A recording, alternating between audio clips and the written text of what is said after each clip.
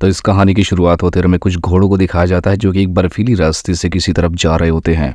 लेकिन तभी ये जिस तरफ बढ़ रहे होते हैं उसी तरफ से कोई खतरनाक आवाज आती है जिसकी वजह से ये सारे घोड़े अपना रास्ता बदल देते हैं। अब हमें दूसरी सीन में दिखाया जाता है कि बहुत सारे भेड़ एक तबेले में होते हैं जहां पर उन्हें भी वही खास आवाज सुनाई देती है और वो आवाज सुनकर सारे भेड़िए डर के मारे दूसरे कमरे में भागने लगते हैं।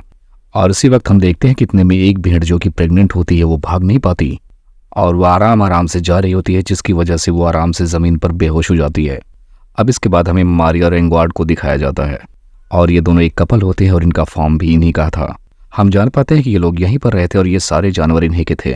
यही लोग इन सारे जानवरों की देखभाल करते हैं और यही लोग भेड़ के बच्चों की डिलीवरी भी करवाते हैं। और इसी वक्त डिलीवरी करवाते समय इन्हें एक भेड़ से अजीब तरह का बच्चा मिलता है। यहाँ पर हम देखते हैं कि वो बच्चा कोई नॉर्मल बच्चा नहीं था, वो उसका पूरा बॉडी इंसान जैसा था और उसकी शक्ल और एक हाथ भेड़ जैसी थी। अब हम देखते हैं कि मारिया की एक बच्ची पहले भी मर चुकी होती है जिसका नाम एडा था, जिसके बाद से उसे कोई औलाद पैदा नहीं हुई। इसीलिए उनको इस इंसानी रूपी भेड़ से प्यार हो जाता है और उसे वो अपने पास ही रखते हैं और उसका नाम भी एडा रखकर उसे वो लोग अपना मानते हैं।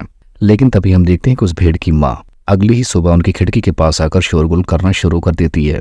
अब उसकी मॉम को इग्नोर करने के लिए ये लोग अपनी खिड़की भी बंद कर लेते हैं और वो हर रोज से सुबह जाकर वहां से भगा दिया करते हैं। अब इसके बाद हम देखते हैं कि ये लोग रोज की तरह अपने काम पर निकल जाते हैं और जब शाम को ये लौट कर आते हैं तब इन्हें इनकी बच्ची वापस नहीं मिलती है। अब ये दोनों से परेशान होकर बहुत ही जगहों पर ढूंढते हैं लेकिन वो इन्हें कहीं नहीं मिलती। अब ये लोग हार मान चुके थे कि वो खो गई, लेकिन तभी इनके घर के दूर से आवाज आती है और वो उन्हें उसी भेड़ के साथ मिलती है। जिसके बाद अब ये दोनों जाकर उस भेड़ के पास से उसके बच्चे को ले लेते हैं, लेकिन वो भेड़ फिर भी इनके पीछे ही आती जा रही थी। लेकिन यहाँ पर मारिया गुस्सा होकर उस पर चिल्लाती है और उस भेड़ को भगा देती है। अब में अगले सीन में दिखाया जाता है कि कार से 3 लोग आते हैं और अपनी कार की डिग्गी से एक इंसान को बाहर फेंक कर वहां से चले जाते हैं। इधर हम देखते हैं कि मारिया को एक सपना भी आता है जिसके सपने में बहुत सारे भेड़िए होते हैं और उनकी आंखें खौफनाकदार चमक रही थी और इतना देखते ही मारिया की आंखें खुल जाती हैं और जब वो अपने घर की खिड़की पर जाकर देखती है तब उसे पता चलता है कि वो भेड़ आज भी सुबह आकर उनकी खिड़की पर चिल्ला रही है।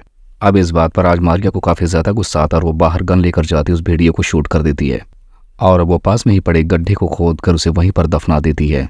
अब ये करते हुए वो गाड़ी वाला आदमी छुप कर देख लेता है।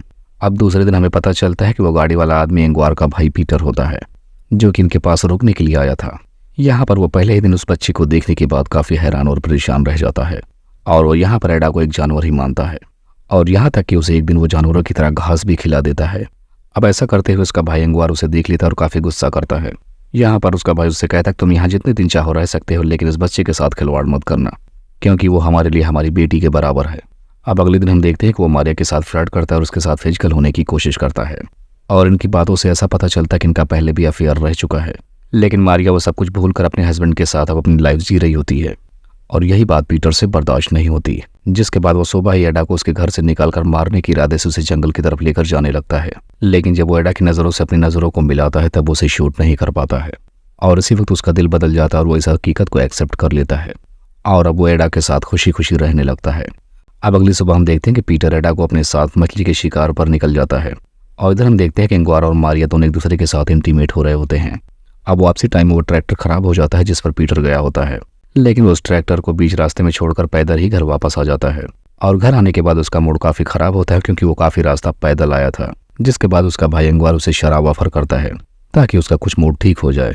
जिसके बाद अब ये तीनों लोग पार्टी करने लगते हैं और इसी बीच हम देखते हैं कि एडा घर से बाहर चली जाती है और इस वक्त उसे भी वही खौफनाक आवाज सुनाई देती है जो कि बहुत पहले सभी जानवरों को सुनाई देती थी।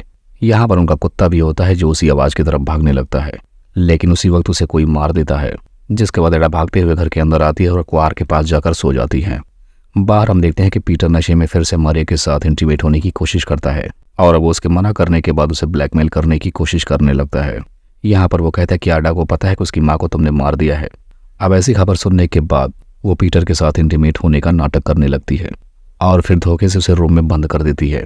अब अगले दिन मारिया पीटर को गाड़ी में बंद करके लेके निकल जाती है और एक बस स्टॉप पर रोककर उसे समझाती है कि एडा एक नई जिंदगी की शुरुआत कर रही है और तुम्हारा यहाँ से चले जाना ही काफी बेहतर है। यहाँ पर पीटर भी कल रात की हुई गलती पर काफी ज्यादा शर्मिंदा था और अब वो मारिया की बात मानते हुए वहां से जाने लगता है।